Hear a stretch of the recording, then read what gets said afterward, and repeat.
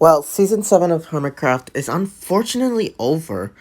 And while I did like this season, unfortunately, it went by way too fast and also way too slow. I don't know, it's this whole quarantine thing that's got me messing with the idea of time right now. But what I mean is, season 6 of Hermitcraft, it didn't just stop there. It also had to journey to the new update at the time, and a lot of stuff that happened after. Enjoy the ride of your life. I'm falling, so I'm taking my time on my ride. Taking my time on my ride.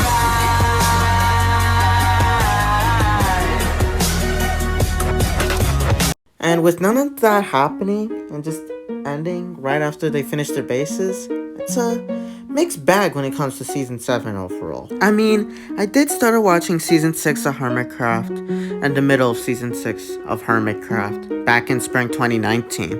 So I had a lot to watch from there and go back to the beginning, despite me knowing Green before Hermitcraft. So that's probably why season 7 of Hermitcraft, it felt like it took forever for them to build their builds. But regardless, there's still some good stuff and there's still some bad stuff. So with that, let me count down the top good and bad of Hermitcraft Season 7. There will be cursing. And let's just get the worst out of the way. The freaking gaming district. While it does sound cool to set up a gaming district in the jungle with the nice grass texture, but unfortunately they don't do that. Instead, they take advantage of the update at the time, the Nether update, which it kind of looked ugly when they used it for the gaming district. And it did look really messy. If that was their point, they got it right. And the games there, the builds for them looked really boring. Like, they didn't look that interesting. It would probably be better if I was playing that. You know, it's probably one of those examples of you're watching someone play a video game, why not just play the video game instead of watching people play it? And then and there, that's where I think the games will actually be fun. Exuma's volcano game was all the way, and so was L13, but Impulse's shooting game was actually pretty fun to watch. And the build actually kind of looked a little neat. I mean, it did have pretty colors there for once. And it was actually pretty nice looking, a little. And it was actually really fun to see the hermits play the game. And I do wish I was playing it as well. But the Among Us game was just really dumb. I mean, Tango prepared it at the last second, basically. Because they only played it once in the end. And Among Us wasn't even that popular anymore at time. Like, he literally prepared it into the new year, and I don't think Among Us was that popular and after a while. And Tango did all of this, and they only played this game for, like, at the last second.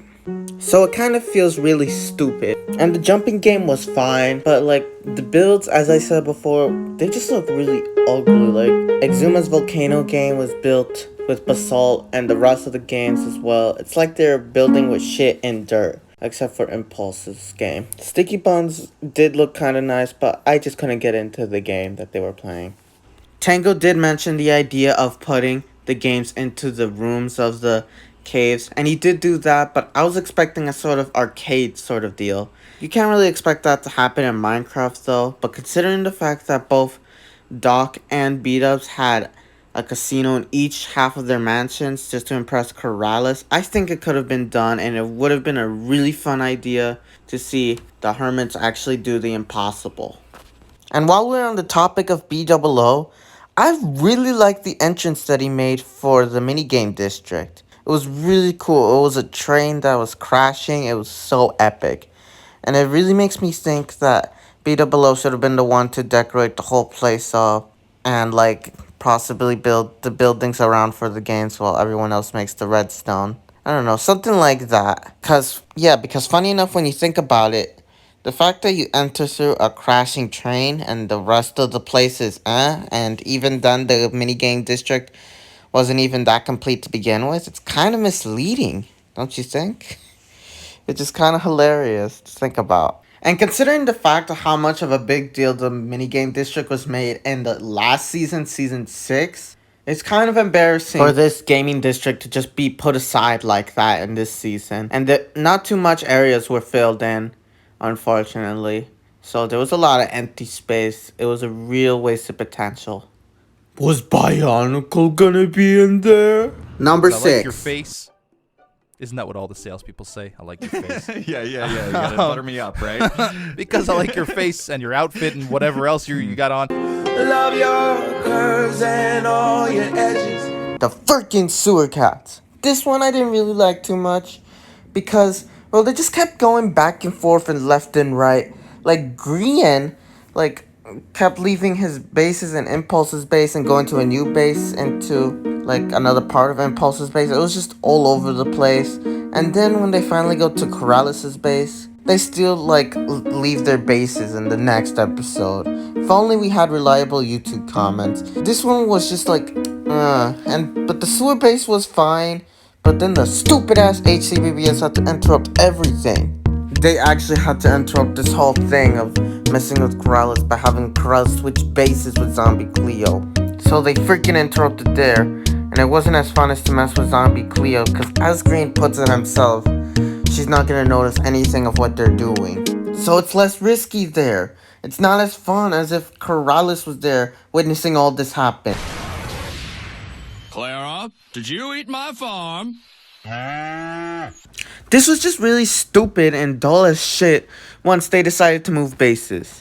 This was a really cruel form of entertainment if you ask me, and was really stupid and really boring once Zombie Cleo moved in, which is the one time where a zombie moves into the city and it's actually really dull. Hermitcraft finds a way. And yeah, that's what I have to say about it. I mean, there were a few good parts, and I was actually debating whether or not I was gonna put this on the list. It may not deserve it, but it was just fine for the most part. I mean, I started off with the gaming district, but this one was actually kind of fun in some parts. Like, I really did like seeing the whole sewer fill up with Corrales' stuff. That was actually pretty neat, and it did look really nice. And Scar's amazing cargo ship looking build, but I really hate how they were announcing it. Like, oh, we're gonna steal from Corrales' city. It just gave me major Lego Movie 2 vibes there. And yeah, thankfully after all that, Corrales' city still holds up. I was afraid it wasn't, but I really hated how Zombie Cleo came in and teased Corrales. That actually got me angered in the moment. I know it's just a joke, so that's why I didn't take it too personally, but still.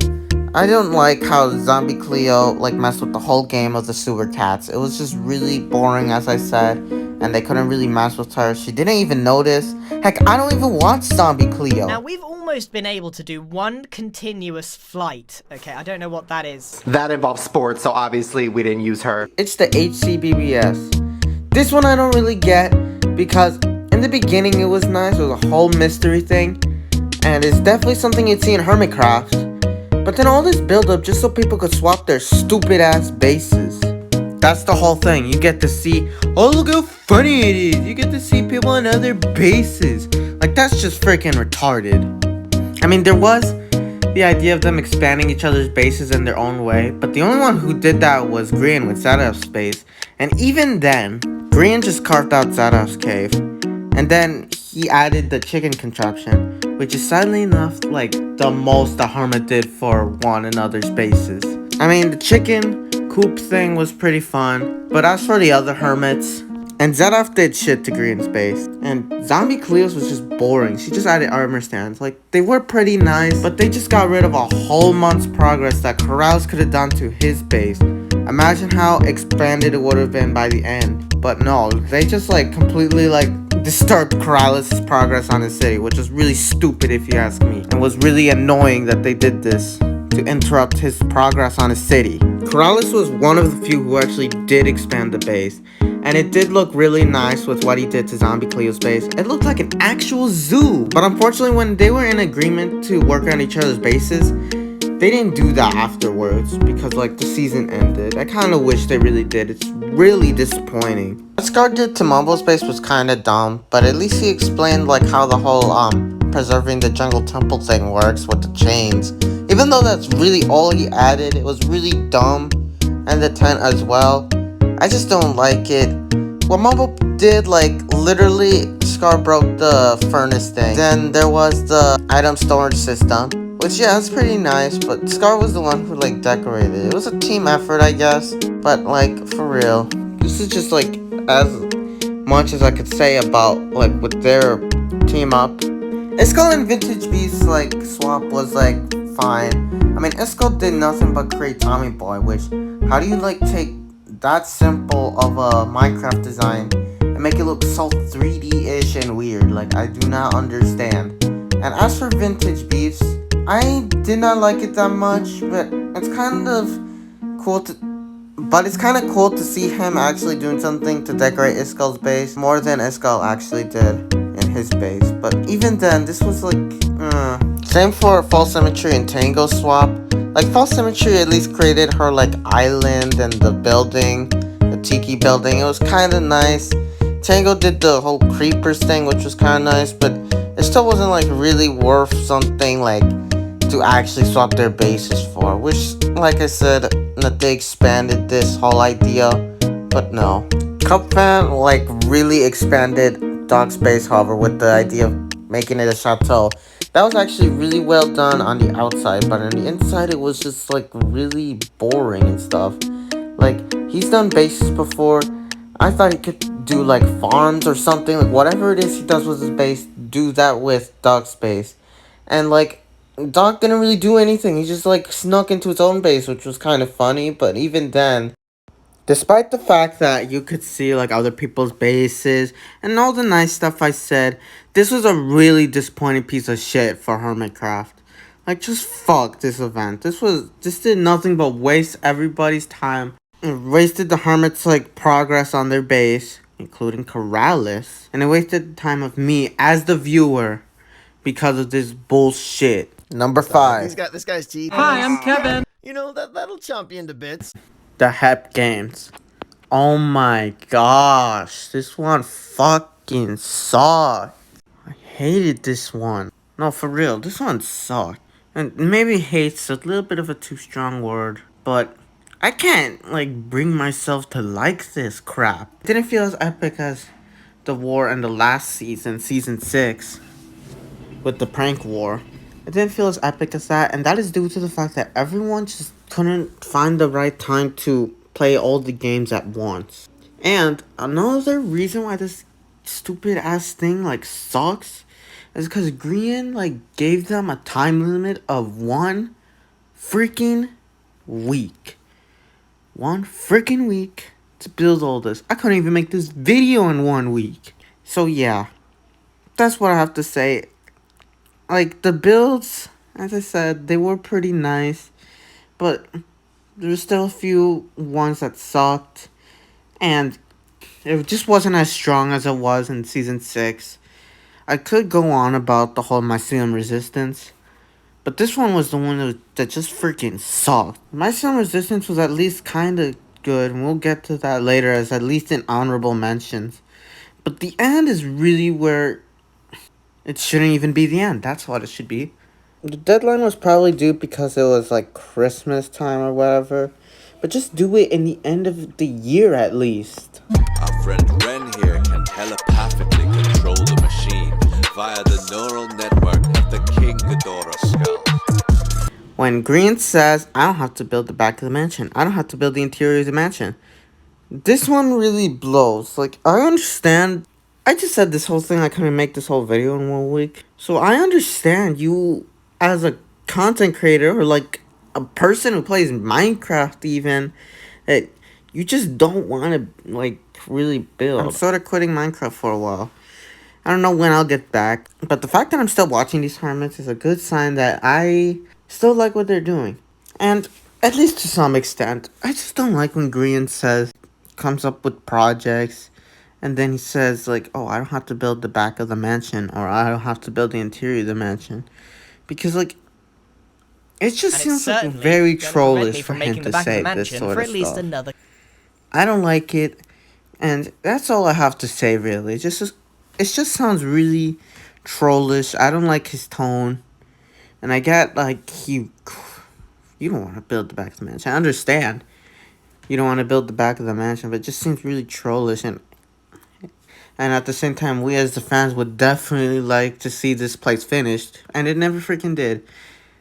But who could really blame you for this? It's just his tone and this whole sort of like trollish thing he's got going on. He's like not even the underdog in Hermitcraft Season 7. He's just like rolling in diamonds, as he said, which actually kind of sucks. You ain't really fuck with me way back then, but how about now? Cause I'm up right now. And you suck right now. Because you, as the audience, would love to see the underdog, wouldn't you? That's what I enjoyed for Hermitcraft, at least. Well, maybe not so, but at least when they were like trying to get diamonds, that's when they actually tried the hardest. Like for when they had Sahara and all the other projects in Sahara, stuff like that. So you're finding stuff to craft with and crafting stuff to cook with? Did your dad write this game? Number 5. When Corrales himself says that he hates his own city. Yeah, this doesn't come up as often. Probably not even as much as Grian when he said his thing that I don't like. It probably only came up once or twice, but this kind of hurts me. As someone who plays Minecraft and has built his own cities before, it just kind of hurts to hear this from Corrales. Even though, look, I should be way Joe's Cross. Gotten way more progress in the city than I have done in the past years. But there's still a lot of progress. But I'm rooting for him. If he wins, I win. And the fact that he just doesn't like his city, You made me hate this city. or like even as a joke or whatever, it just really hurts me, like on a personal level, when he says this sort of stuff. Like he said it because of B-Double-O's like village. Dude, I like B-Double-O's village, fair enough, but it's just not my thing, especially when compared to Corrales' city. Like, I just don't personally like B-Double-O's village too much to like really like say this sort of stuff. Like, that's what offends me more, is because like Corrales' city was way better than B-Double-O's village, and then he says this sort of stuff. I'm just not into like the whole village style that B-Double-O has, or that he has done before. The like sometimes sometimes he can make a really cool looking village. Like, I prefer the one in Season 6, but even then. So that's what hurts for me personally. And then, so hearing Corrales say he doesn't like the style of his own city, as opposed to B-Double-O's village, whereas I just don't like B-Double-O's village, but like Corrales' city, is really hurtful. Especially that same day where they switched bases, and he said that. It just really hurts me. And Corrales doesn't really want to make cities. So a part of me just thinks that Corrales means it, and I don't like that.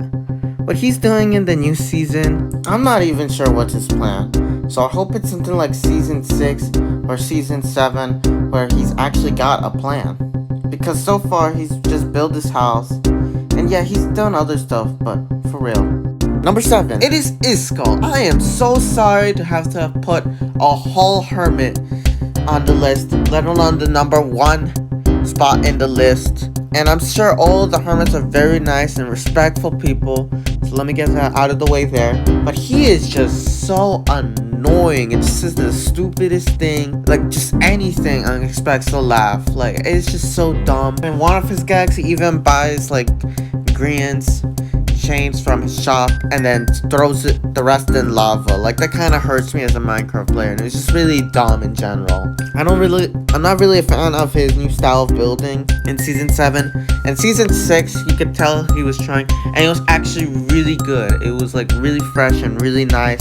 Here, it's just really dumb. Like, I don't really like the building for Pacific.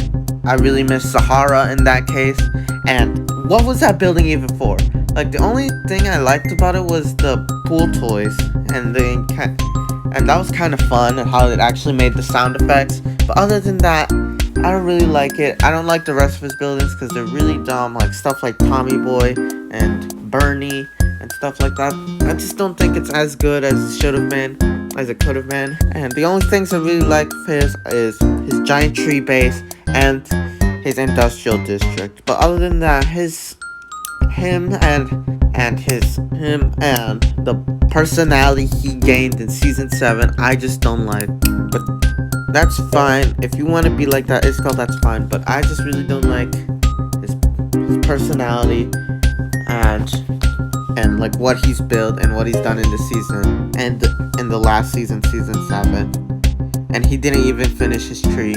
I'm sorry to have come off so negative like this, but it's just like I literally stopped watching Isco. So yeah, that is my number 1 worst thing from hermitcraft, because it's an entire season and some of the stuff were bad, but they were just bad in the sense that they took over for a little bit of the season, but in the case of the gaming district, didn't take over of the season. So yeah, that was my bad list. There's actually a lot less than I suspected there would be. But what I didn't like about this season was the builds were a little bit dull. Like, they weren't as good as they were in season 6, but some of them were amazing. But we'll get into that in my good list of things that happened in hermitcraft season 7. But with that, here's the top good things about hermitcraft season 7.